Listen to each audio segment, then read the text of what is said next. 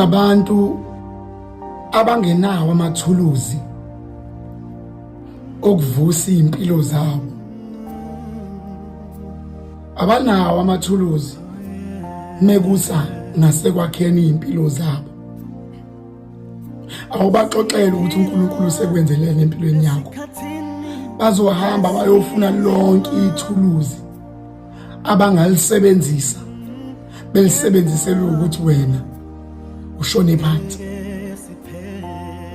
Abanawo amafosholo okuvukuza umhlabathi abangatshala kubona amaphupho abo. Kodwa ubuye ubaxoxela ukuthi uNkulunkulu sekuphakamisa noma uNkulunkulu ukwenzelani.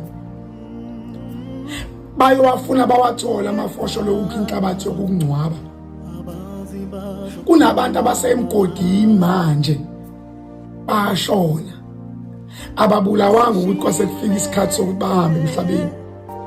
Bafela ukuthi baphumelela, bafela ukuthi baxoxela abantu ukuthi uNkulunkulu benzele imanga. Kunomuntu wesifazane manje oxoxela abangani bakhe ukuthi indoda yakhe imphethe kahle kanjani. Abangani bakhe beresponda bathi uwave ngiyifisa indoda enjalo, kanti basho the same man ekwenzela izinto ezinhle. Abangani bakho bafile ngazi ukuthi awudeserve ukwenzelwa indoda yakhe izinto ezinhle.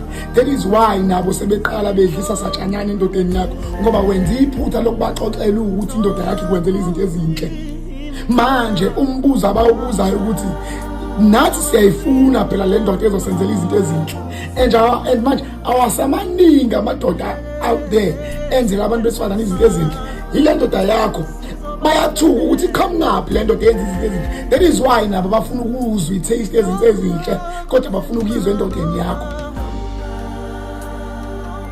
Manje ke kunabantu amathuluzi okwakha impilo zabo abanawo, kodwa mengathiwa abadiqilela impilo yomuntu phansi bangazi baspende ngisho imali ukuthenga lawo mathuluzi okubona wena ufa.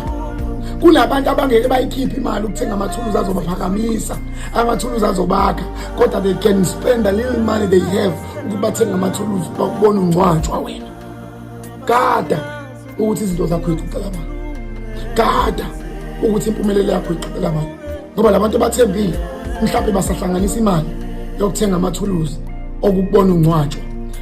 Bahlanganisa imali yokuthenga amathuluzi ukuthi wena bakwazi ukugqiba. Gada abantu abasempilweni yakho.